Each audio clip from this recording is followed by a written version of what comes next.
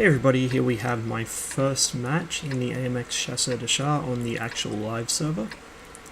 This was just solo pubbing, ended up on Malinovka, which is maybe not the worst map for this, but without platoon mates backing me up it was kind of daunting.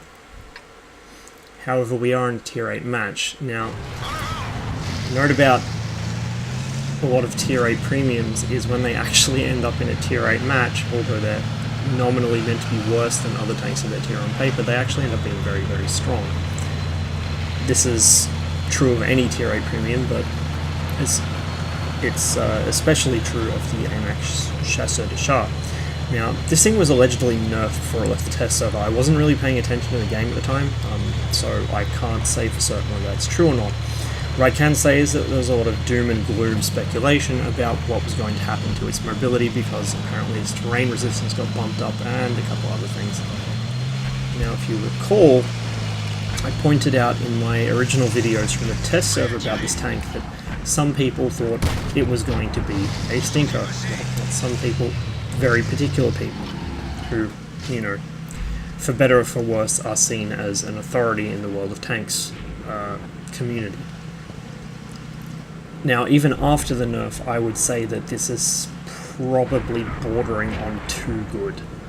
You'll see why in some later replays, but even though the tank only has 30mm of frontal armor and 20 of side and rear armor, yes, you heard that right, 30mm of frontal armor at tier 8. If you know what you're doing with it, you can really wipe the floor with it. It's just so good. Its mobility coupled with its gun means that armor is more or less irrelevant. There are times when you'll get one-shot by arty, or you'll just get picked apart by a low-tier tank. Light tanks are a serious threat to this thing. If somebody... I hate to use the term failed platoons, but if somebody does bring even, you know, like a Panzer II or a... maybe even a 1C, I'm not sure actually, but something really, really low tier that you would normally not even feel the slightest bit threatened by. In this, it's actually a serious problem. You know, if somebody brings a T-46 in and it's firing AP out of the 76mm gun, it will actually hurt you. You just do not have armor. You don't have any armor. I mean, 20mm is barely splinter-proof, let alone shell-proof. And so, you need to be able to make use of camouflage. You need to be able to make use of terrain, noting this thing has superb gun depression. And you also need to be able to make use of that mobility to shift around when things get a little too hot. Now, I said that this thing has great gun depression, and you can see it in action here. It really is brilliant. It feels like about 10 degrees, maybe a little more.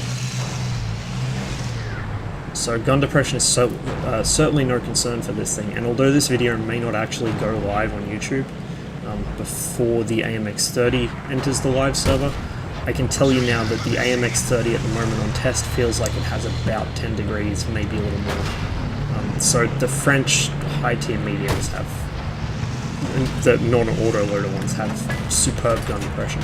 Obviously the autoloader tanks with their oscillating turrets have depression issues.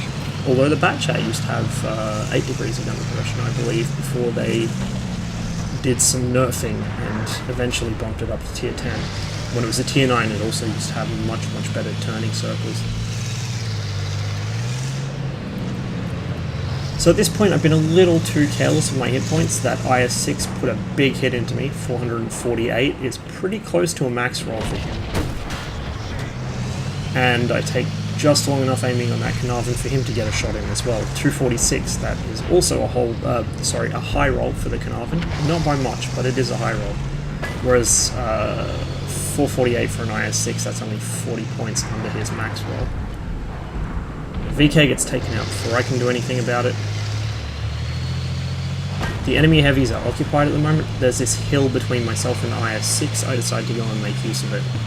Now, this is the kind of thing you have to look out for in the AMX Chasseur de Char, and indeed in any tank, but especially in mobile tanks with good gun depression and not a whole lot of armor going for them. You have to know what the lay of the land is like, and it gets difficult with wargaming changing a lot of the maps in very subtle ways sometimes, and very not subtle ways in others. But you do need to try and get a feel for where you can and can't go to conceal your tank's squishy parts. Unfortunately, that snapshot didn't connect, and now I'm getting picked apart by light tanks. The two enemy lights, the Chaffee and the I can't speak today, the LTTB, are both in the enemy spawn, and they are both focusing me, being that I am a big squishy target that they can pen easily. Interestingly though, and you'll see it in a moment, the Chaffee decides he's going to use HE. I guess the thought process was, since he's not red on XVM, oh, it's a Chasseur de Char, it only has 20mm of side armor, I can hit it with HE and pen it. Well actually, little guy, no you can't. HE is notoriously temperamental, even the high pen HE, Hesh rounds. And to use HE from a Chaffee gun, a 75mm Chaffee gun, against anything, let alone a tier 8 medium, is just...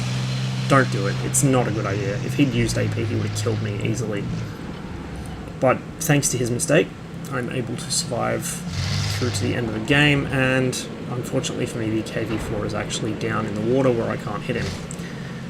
Now this SU-100 had already knocked a tree over next to me, potentially giving away my position, and that little bump there was the last straw. I spent a moment longer seeing if the KV-4 will come out of cover. He's pretty determined not to, and so I begin heading down towards him. I don't know what the SU-100 was doing, but it was about here I decided, well, as soon as the match is done, I'm going to turn around and put one into him. Just look at this mobility though, uphill, like it's not there. It's like it's downhill. This tank accelerates so quickly. And there goes the SU-100. Just deserves. Anyway, my initial impressions of this tank are pretty much the same as they were on the test server. It is a very, very, very, very strong gun platform. In fact, as far as gun platforms go on tier 8 mediums, you will struggle to find better.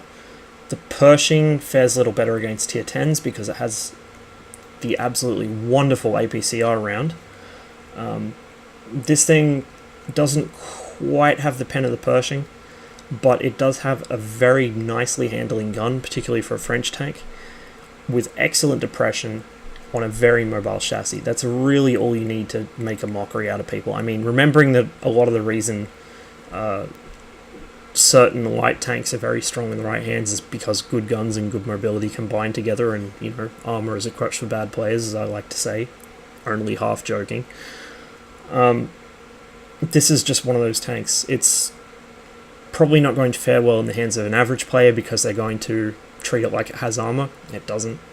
And they're going to get it shot out from under them very quickly. But in the hands of somebody who is conscious of the fact that they don't have armor, and knows how to work around that, and knows how to use the terrain as their armor, which is what you really need to be doing in this tank, I think they're going to have a very, very fun time in it. And in fact,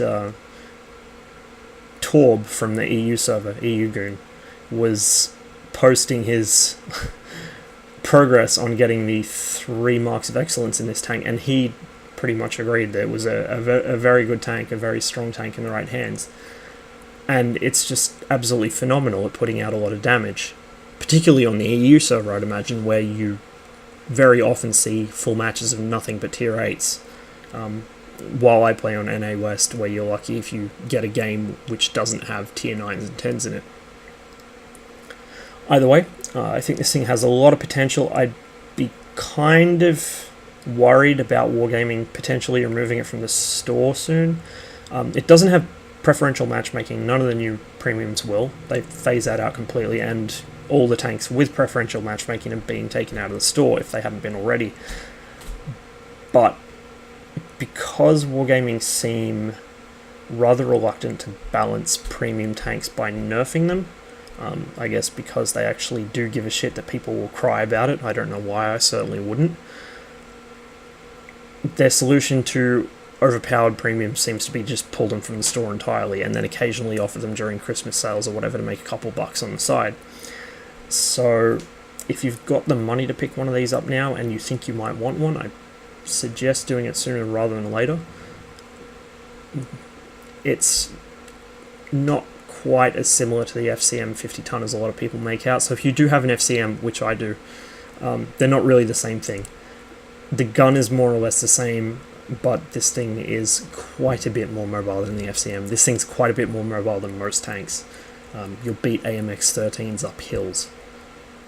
So definitely a lot of fun to play. Certainly an interesting looking tank as well. I quite like the looks of it.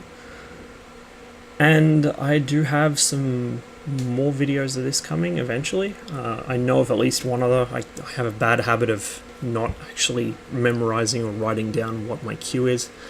But I did have a pretty good match in this earlier today. This match, of course, is not from today. This is from a couple days ago. So I should have that up pretty soon, hopefully. Anyway, I'd like to thank you very much for watching. I wish you the best of luck in the field, and I'll see you on the next one.